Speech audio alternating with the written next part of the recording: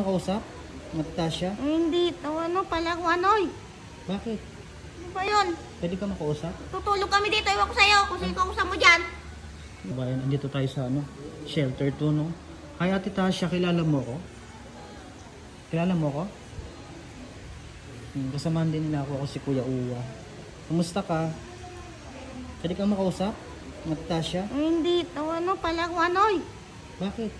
Ano ba yun? Pwede ka makausap? Tutulog kami dito, iwan ko sa'yo. Kung sino kausap mo dyan. Oh my God, si Tasha. Kilala mo ba yan? Kaibigan niya kami. Di ba? Kilala yan. Tapos si Kuya Uwa kami yung kumuha sa'yo sa daan. Natutulog lang kami dito ay. Walang dito tao. Ang galit si Ate Tasha. Oh. Diba umalis na sila kanina, no? Yung tutulog dyan kanina. Sino po? Sino ba natutulog doon sa kabila? Ang sa tulian.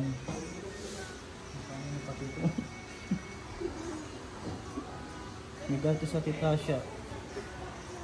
Ay, si tatay.